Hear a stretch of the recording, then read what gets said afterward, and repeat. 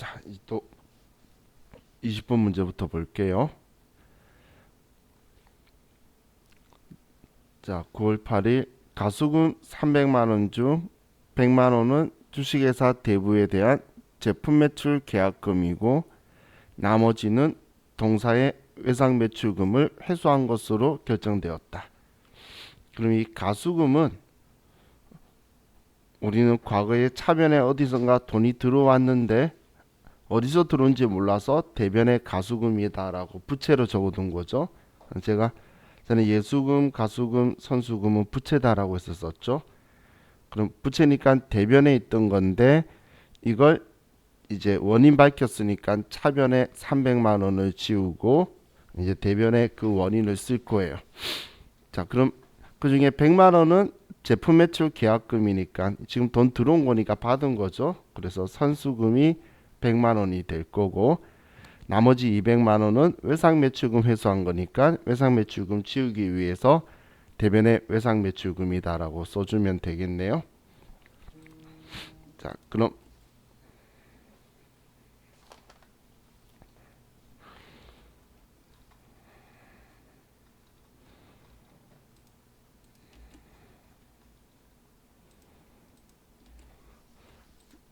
자, 차변에 가수금 300만 원 이제 원인 밝혔으니까 지워주고 대변에 100만 원은 선수금 받은 거니까 선수금 거래처 주식회사 대부 100만 원이고 나머지 200만 원은 우리는 외상 매출금 회수한 거다. 대부 거. 이렇게 두 개 다 거래처도 같이 꼭 써줘야 되겠죠.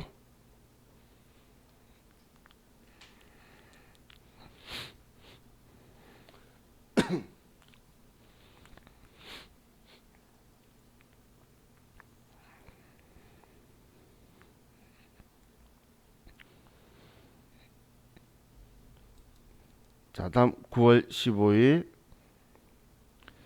생산 직원 장현정 씨의 퇴직으로 퇴직금 1,200만 원 중 소득세 및 지방소득세로 132만 원을 원천 징수한 후 차인 지급액을 전에 보통예금 계좌에서 이체하였다. 퇴직 직전 퇴직금 지급하기 위한 퇴직급여 충당부채는 2천만 원이다.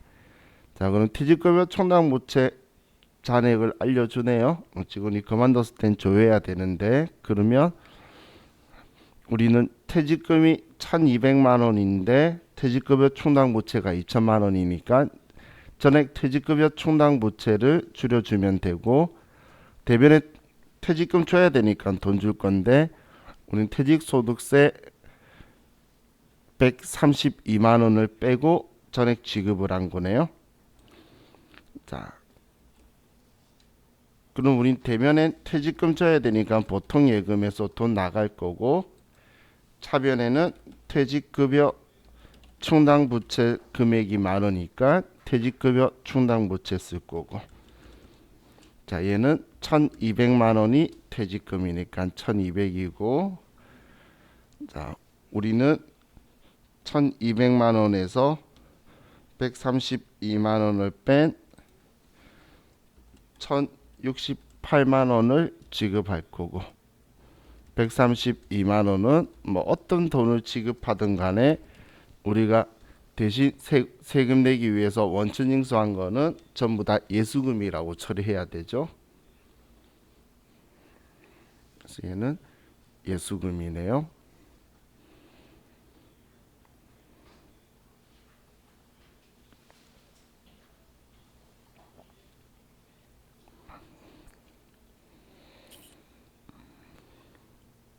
자, 다음 9월 17일 전기요금 80만 원이 보통예금 통장에서 자동 인출되었다. 자, 전기요금 80만 원이 보통예금에서 나갔는데 본사 거 40만 원, 공장 거 40만 원. 그럼 본사는 수도광열비로 쓸 거고 공장 거는 전력비라고 쓸 거고. 그럼 자, 대변에 보통예금에서 80만 원이 나가고 차변에 수도 광열비 40만 원, 나머지 40만 원은 전력비다. 이렇게 써주면 되겠죠.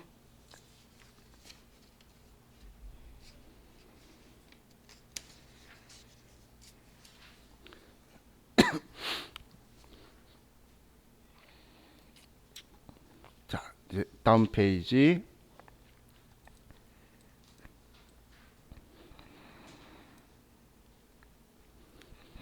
자, 9월 21일 당사는 매출 거래처인 주식회사 종로에 선물하기 위해 롯데마트에서 갈비 세트를 25만 원에 구입하고 전액 당사의 비식카드로 결제하였다. 그럼 갈비 세트 샀으면 대변에는 돈을 줘야 되는데 카드 긁어서 외상한 거죠. 그럼 지금 얘는 상품 원재료 산 거 아니니까 미지급금이고 거래처는 비식카드에 돈 갚아야 될 거예요. 그리고 차변에 이걸 산 이유가 매출 거래처에 선물하기 위해서죠. 거래처에 뭔가 주기 위해서면 접대비다. 매출 거래처니까 800번대 그렇게 써주면 되겠죠.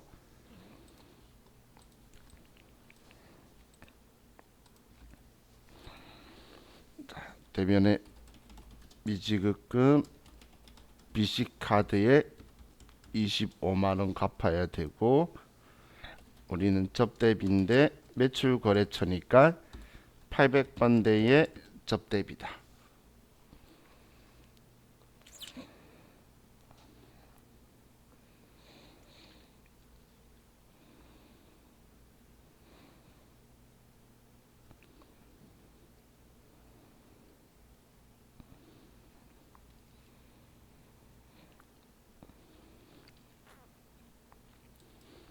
자, 다음 9월 24일 공장 건물에 대한 화재보험료 100만 원을 현금으로 납부하고 비용으로 처리하였다. 자, 그럼 현금으로 대변에 나갔고 그리고 건물 화재보험 보험료는 계정 과목도 보험료죠. 그래서 보험료라고 처리하면 되겠네요.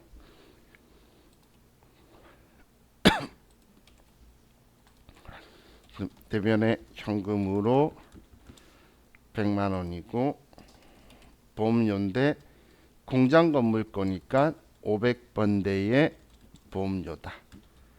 자, 지금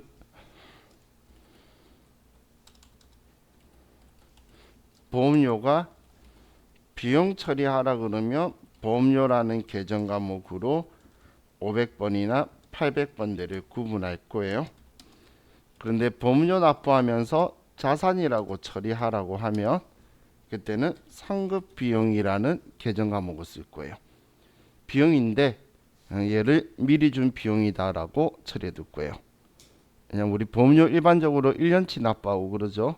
그러면 이제 얘네들은 내년 비용이다라고까지 다 섞여 있으니까 미리 준 비용이다라고 처리를 할 거예요. 그래서 우리 계속 보험료나 이런 거 처리할 때마다 비용 처리해라 이런 표현이 적혀 있는 거예요. 자, 그럼 이번에도 자, 이 분계 5개 입력하도록 합시다.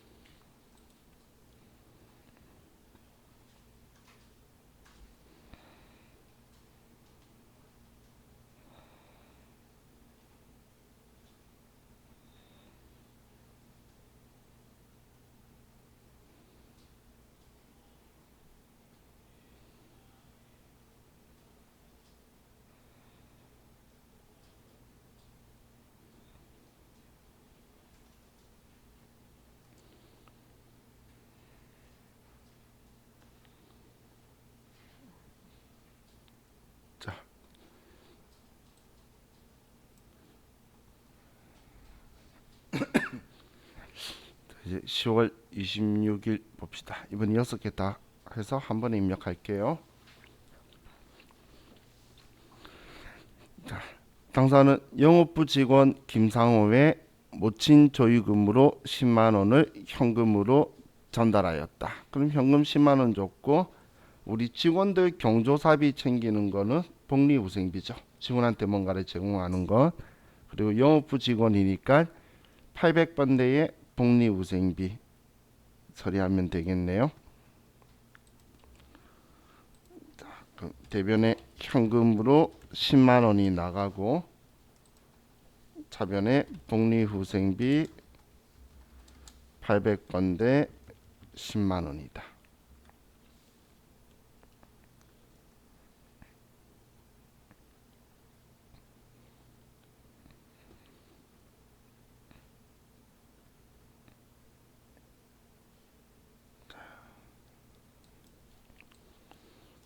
다음 10월 28일 당사가 복리후생비는 안 쓰는 거예요. 비용이잖아요. 그죠? 자, 10월 28일 당사가 거래처 주식회사 수민에 지급해야 할 외상매입금 500만 원을 면제받아 이익이 발생하였다. 자, 그럼 외상매입금은 부채죠. 이걸 우리는 지금 면제받았으니까 치울 거예요. 그래서 부채는 대변에 있던 걸 치우기 위해서 차변에 외상매입금을 치워줄 거고, 우리는 부채를 탕감받을 때는 채무면제이익이라는 계정 과목을 사용하죠.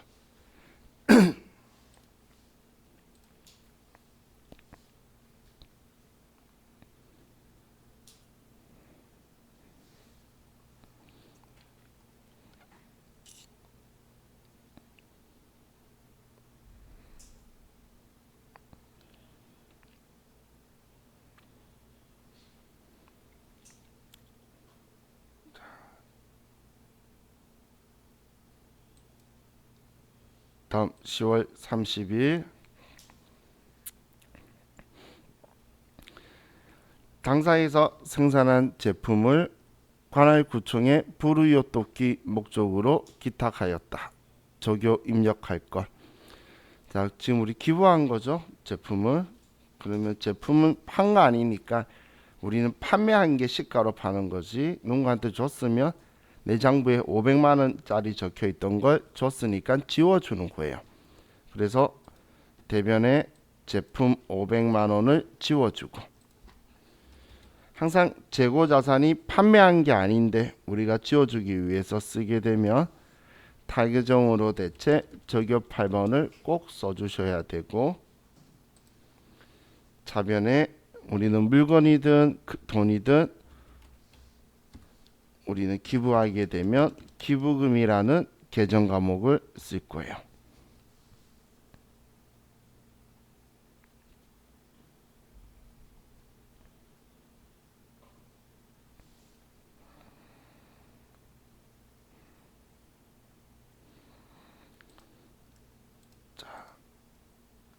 다음 11월 10일 기업은행으로부터 차입한 단기 차입금에 대한 이자 25만 원을 당사의 보통예금 계좌에서 이체하였다. 자, 그럼 보통예금에서 25만 원을 이체했어요. 그럼 대변에 보통예금 25만 원. 자, 차변에 차입금에 대한 이자니까 이자 비용이죠. 차입금 돈 빌려온 거잖아요. 그래서 차변에 이자 비용이다 25만 원.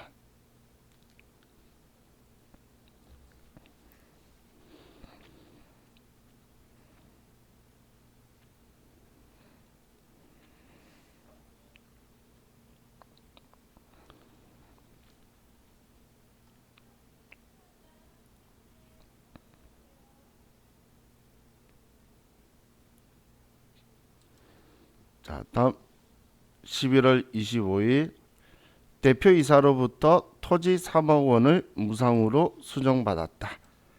자, 그럼 토지를 받았으니까 차변에 우리는 토지라고 쓰고, 자, 그리고 우리가 뭔가를 무상으로 받으면 자산을 받게 되면 자산 수증 이익이라는 계정 과목을 쓸 건데, 이 자산 수증 이익은 우리는 공정 가치로 인식하는 거라 그랬어요. 그럼 자, 우리는 공정 가치로 인식한 거에 취득시 부대 비용이 있으면 포함해서 취득원가 할 건데 아무것도 없으니까 그냥 3억 원이 토지의 취득 원가가 되게 되네요.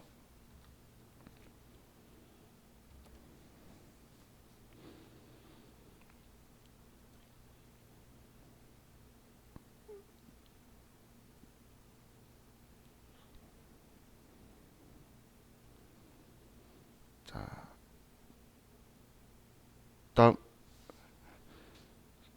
12월 7일 공장용 건물에 대한 재산세 250만 원을 현금 납부하다. 그럼 대변에 현금으로 250만 원을 납부하고, 차변에는 자, 우리 재산세는 매년 반복적으로 납부하는 세금이죠. 그런 것 세금과 공과라는 계정 과목을 쓸 거고, 세금과 공과는 비용 계정 과목으로서 공장에서 발생된 거니까 500번대에 세금과 공과라고 처리해 줘야 되겠죠.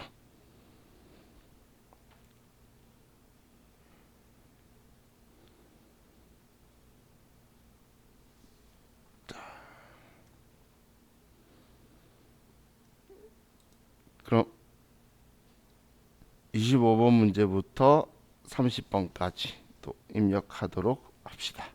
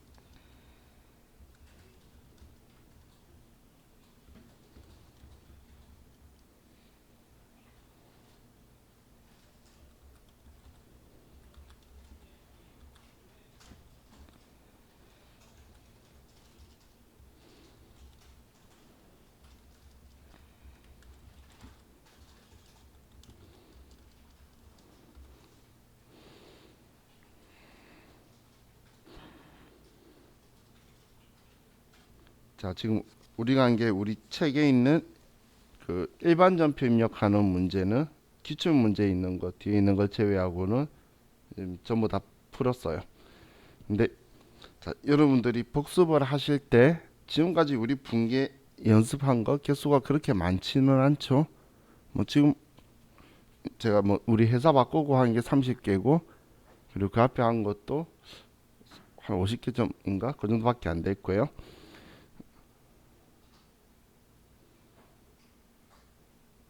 투자 목적이면 투자 부동산 쓰는 거 맞아요. 근데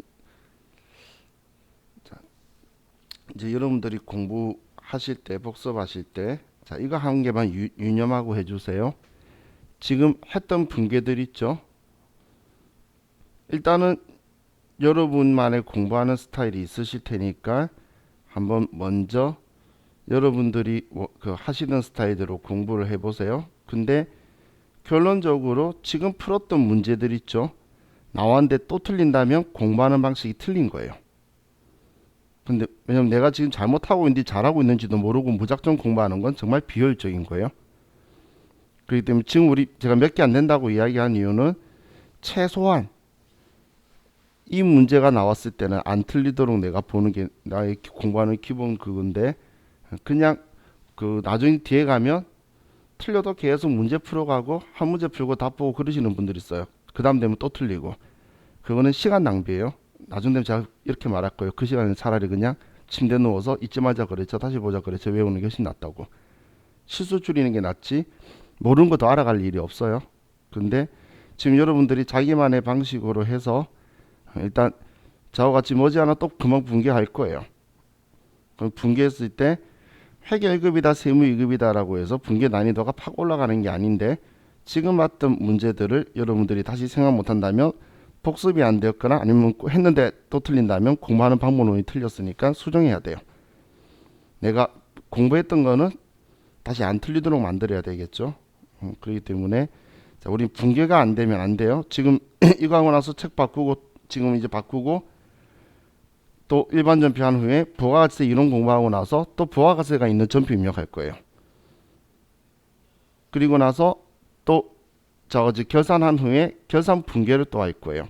근데 지금 얘가 완전 기본 베이스이기 때문에 여러분들이 지금 했던 거는 절대 안 틀린다는 생각으로 기억해 주세요.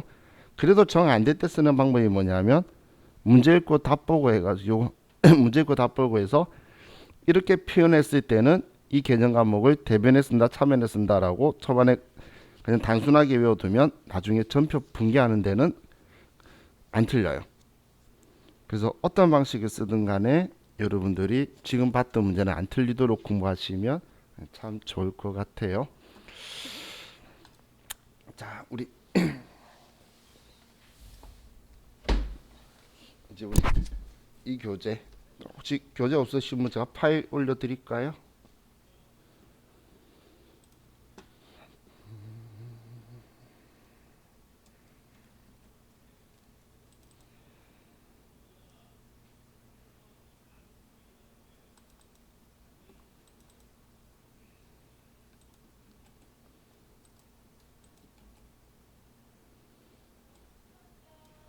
자, 지금 제가 우리 단체 카톡방에 파일 올려드렸는데 지금 올라갔을 거예요. 자, 자, 이 파일은 여러분들이 본인 공부를 위해서는 뭐 어떻게든 쓰시되 유출에 대해서는 여러분들이 많이 조심을 하셔야 될 거예요. 제가 그냥 드리는 것 같아도 나름 저작권이 있는 시중에 나름 1, 2위 하고 있으면서 팔고 있는 책이에요. 그렇기 때문에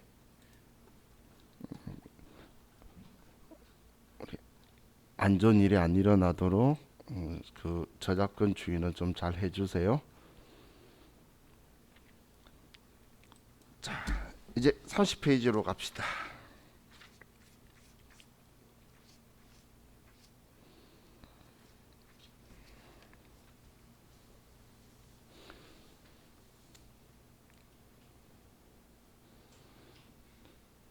지금 전에 했던 거하고 리사이클 도는 부분도 있을 거고, 그리고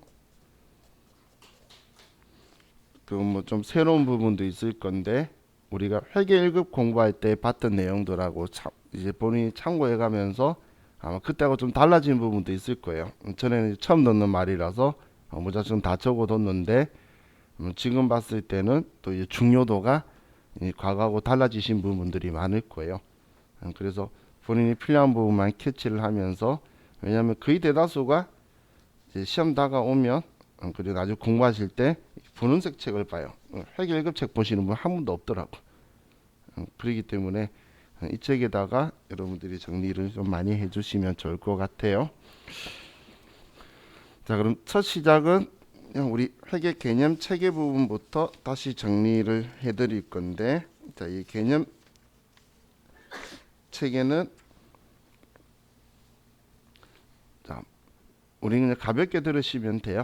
이제 여러분들이 아시는 이야기에 대한 내용처럼 들리실 테니까.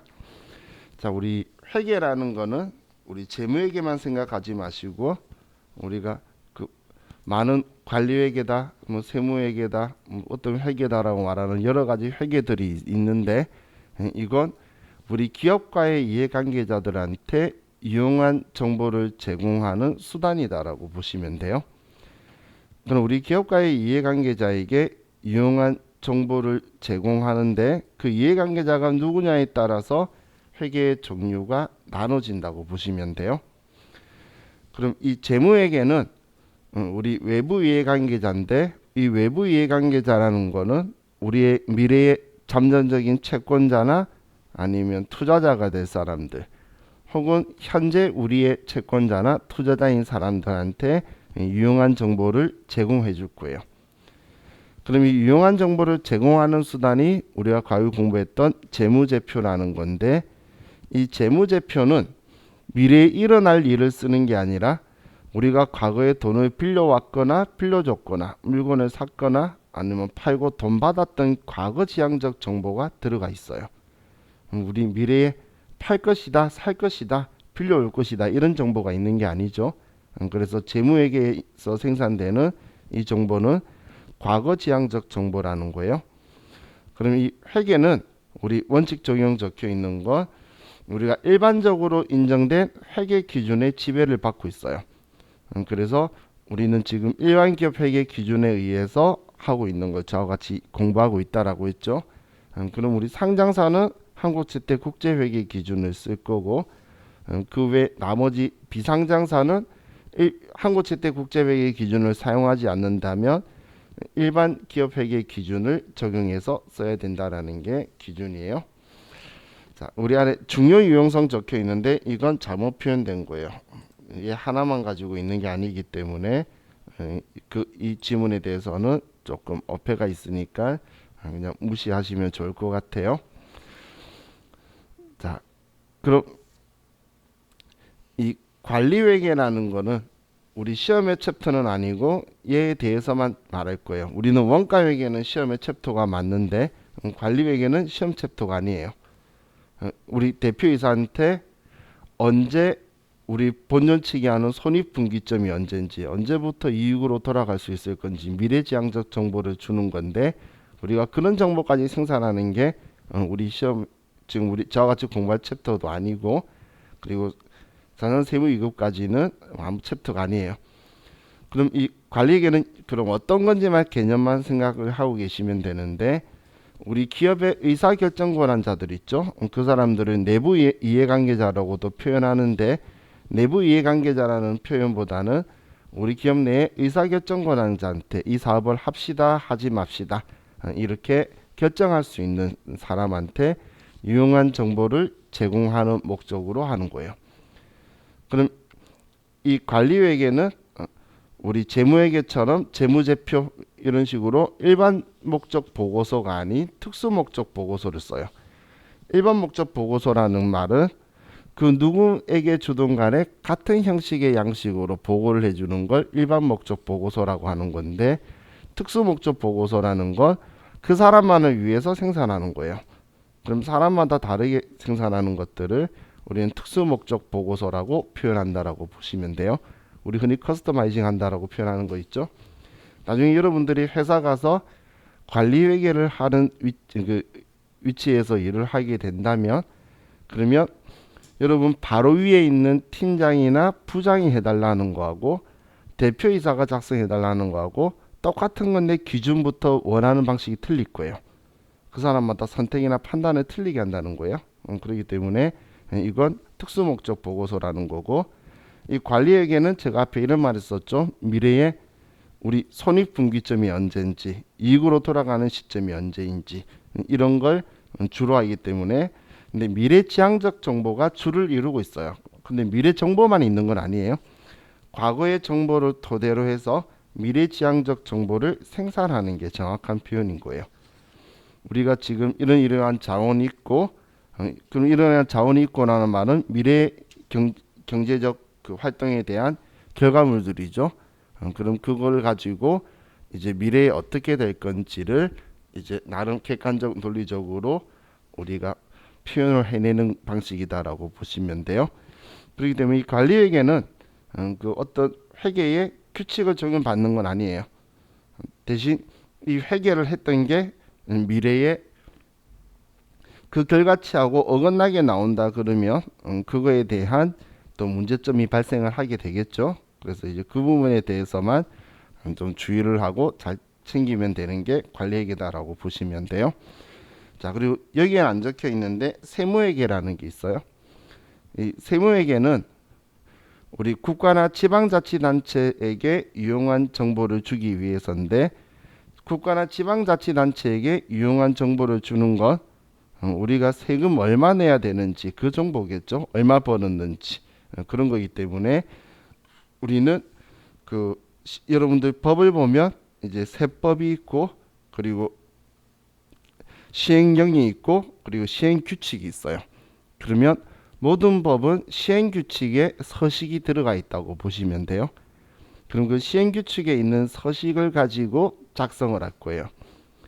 추후에 여러분들이 이 전산세무회계 프로그램을 많이 여러 가지 종류를 만지실 수도 있으실 텐데, 그때 하나의 공통점이 생기는 게 뭐냐면 세금 신고 서식은 어떤 서식을 작성하든 간에 어느 프로그램 다루든 간에 출력 버튼 누르면 나오는 결과지는 똑같은 거라는 거예요. 그럼 똑같은 결과지를 내기 위해서 프로그램마다 그냥 보여주는 위치만 틀린 거지 써야 되는 값은 똑같다는 이야기죠. 그게 세법 시행규칙 서식이 그냥 나오게 된다고 보시면 돼요.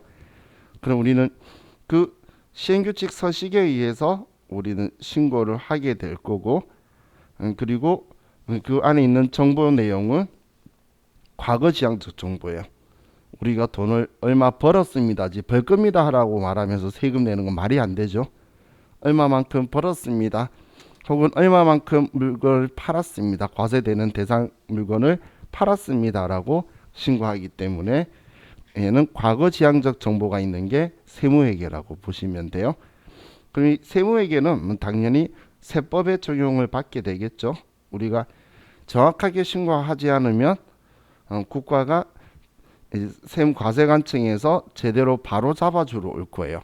그걸 이제 경정한다라고 하는데, 그렇게 경정을 해주면 일반적으로 회사들이 많이 망해요. 세법 규칙대로 쭉 정리를 해서 세무과세관청이 새로 정리해 주는데 회사들이 망하다 보니까 그걸 사람들이 또 세무조사라고 말하는 사람들도 있는데, 세무조사는 여러 가지 타입이 있다라고 보시면 돼요. 그리고 또 우리가 아예 거기에서 신고를 아예 안 해버리면 국가가 얼마다라고 결정해 준다, 뭐 이렇게 해서 경정과 결정이라는 게 있을 거예요. 자, 그럼 우리 이 회계에 이제 개념체계라고 오는 쪽에 있는데, 개념체계는 우리 회계 기준을 만들기 위한 근간이다라고 보시면 돼요. 그럼 이 개념체계는 회계란 이러이러한 성격이 있어야 된다, 그리고 그러기 위해서는 이렇게 표현해라, 이런 형식의 대한 정보들을 열거하고 있다라고 보시면 돼요. 자, 그럼 이 재무회계 개념 체계에서는 당연히 목적은 외부 이해관계자에게 유용한 정보를 주는 거고, 이 재무회계의 기본 과정에서는 우리는 발생주의지 현금주의가 아니에요. 그리고 계속기업의 가정이지 청산기업의 가정이 아니죠. 그래서 우리는 재무회계라고 하는 거는 우리는 발생주의 회계를 하고, 그리고 계속기업의 가정으로 하게 될 거예요. 자, 그럼 우리 전에 회계의 질적 특성에 대해서는 저와 같이 그 파란색 책에서 이야기를 안 하고 갔었어요. 그죠? 그래서 이제 회계 질적 특성에 대해서 볼 건데,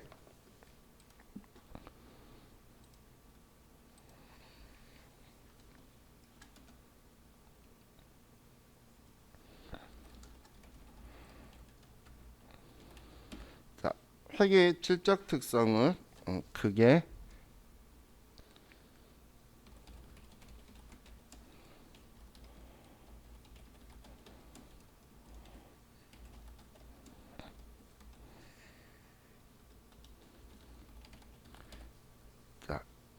이해 가능성, 목적 적합성, 신뢰성, 비교 가능성, 이렇게 네 가지로 분류를 해요. 네 가지로. 자, 그런데 제가 좀 책을 가지고 이랬다 저랬다 해서 죄송한데 지금 우리 이 책의 저자가 이 회계 질적 특성이 IFRS하고 일반 기업 회계 기준하고 틀려요. 그런데 쓰다 보니까 이 사람이 두 개가 섞였어요.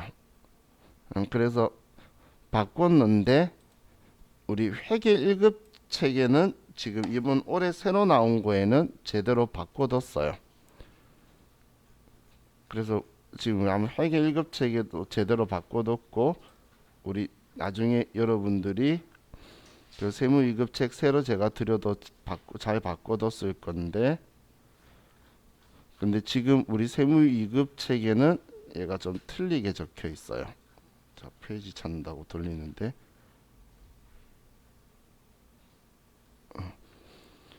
그래서 우리 회계 1급 책에는 38페이지에 보면 질적 특성이라고 적혀 있을 거고 회계 1급 책에는 지금 제가 설명하는 분류가 이 책의 분류하고 또 아마 일치하게 할 거예요. 아마가 아니고 왜냐면 우리 일반 기업 회계 기준 가지고 볼 거기 때문에 그래서 일반 기업 회계 기준에 맞춰야 되는데 지금 여기는 일반 기업 회계 기준으로 분류해 놓고 하부 속성을 IFRS랑 꼬여버렸어요. 그래서 조금 표현이 좀 틀린 내용은 아닌데 분류를 다르게 했다고 좀 보시면 돼요. 그래서 기준은 그냥 이 기준으로 보시면 돼요.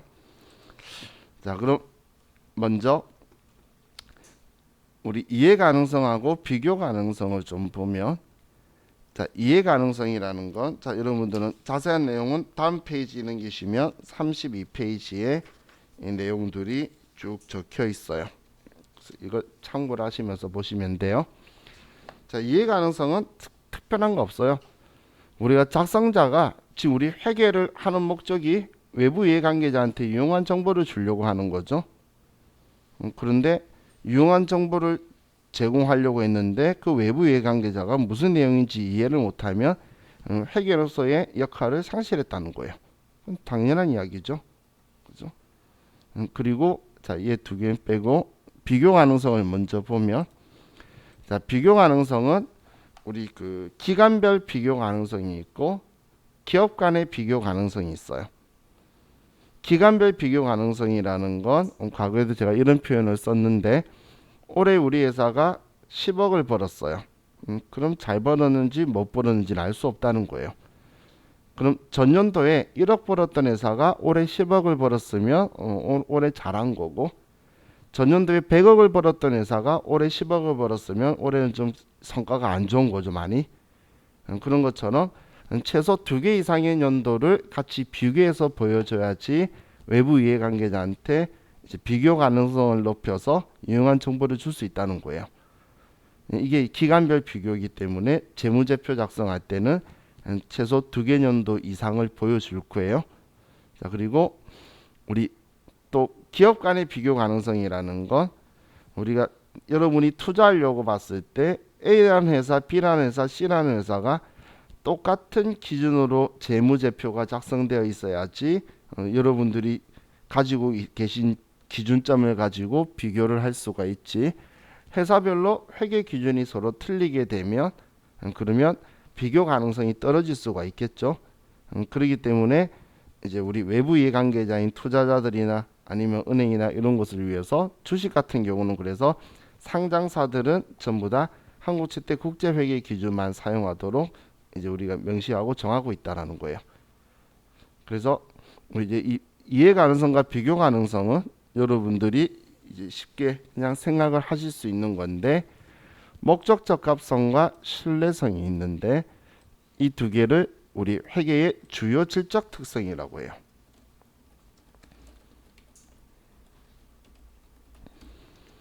자, 거기에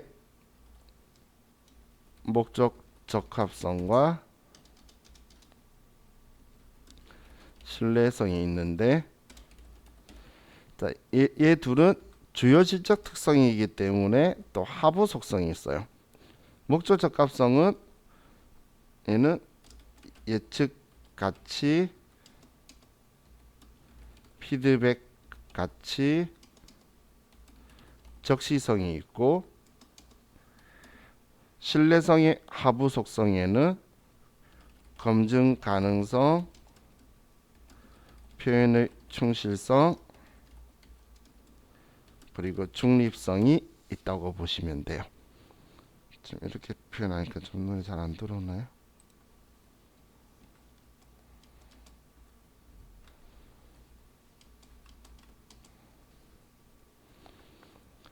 자, 지금 얘네들이 하부 속성으로, 목적 적합성의 하부 속성은 예측 가치. 자, 목적 적합한 정보를 줘야 된다는 건데, 목적 적합한 정보를 주기 위해서는 여러분들이 주식의 그래프를 봤을 때 이번은 오를 때야, 이번은 내릴 때야, 뭐 이렇게 우리가 예측치를 어느 정도 가질 수 있어야 되고, 피드백 가치, 지금 이 시점이야, 혹은 그럴 줄 알았지, 확인적 역할이라고도 표현을 해요. 그리고 적시성, 지금 내가 투자하려고 하는데, 아니 여러분들이 지금 2021년도인 지금 투자하려고 하는데 재무제표 달라 그랬더니 예를 들어서 19년도 거 주는 거예요. 20년도 것도 아니고. 그럼 여러분들은 과거 거 보고 했을 때에 필요한 유용한 정보를 느낄 수가 없겠죠. 그렇기 때문에 그때그때 필요한 정보를 적시에 제공해야 목적 적합성을 높일 수 있다는 거예요. 그럼 신뢰성에서는 일단 검증 가능성이라는 게 있는데, 검증을 할 수 있어야 된다는 거예요. 근데 이 검증은 정확한 수치로서의 검증이 아니라 이 정도는 인정할 수 있다라는 거예요. 자, 여러분들이 제가 한 달에 1억 번다면 믿을 수 있나요? 못 믿겠죠? 저도 못 믿겠어요. 그런데 제가 한 달에 100만 원 번다라고 하면 여러분 그럴 수도 있겠어라고 믿을 수 있겠죠? 대충 계산해봐도 100만 원 정도는 벌 수 있겠다고 생각할 수 있다면, 정확한 금액 100만 원이라고 딱 여러분이 계산해서 나오지 않더라도 그건 검증이 된다는 거예요. 하지만 제가 한 달에 1억을 번다라고 말하면 거기에 대해서는 제가 여러분들이 인정할 수 있을 만한 자료를 내줘야지 그걸 믿을 수가 있으니까 신뢰성이 있다는 거예요. 여러분들이 재무제표를 봤는데 그 내용을 못 믿는다면 일단 쓸모없는 재무제표인 거예요. 그럼 그거에 대해서 여러분들이 유추했을 때도 삼성전자가 뭐 얼마치, 뭐 몇백억치 뭐를 팔았대, 몇천억치 팔았대, 생각할 수 있겠죠. 근데 여러분 집 앞에 있는 통닭집에서 100억치 팔았대, 뭔 말이야, 말도 안 되겠죠. 그러면 신뢰성이 떨어지는 거예요. 자, 그리고 표현의 충실성이라는 것, 우리 회사에 유리하다라고 해서 막 전부 다 부각시키고 세세하게 쓰고, 우리 회사한테 불리하다라고 해서 그거 갖다가 통합시켜 가지고 좀 줄여서 보여주려고 하고, 그런 행동을 하면 안 된다는 이야기예요. 자, 그리고 중립성은 우리는 회계 기준에 맞춰서 그냥 우리는 중립적인 역할로 우리 표현의 충실성과 함께 모두 다 세세하게 다 기록을 해줘라. 지금 우리가 공부한 내용만큼 그렇게 하라는 게 우리 신뢰성이에요.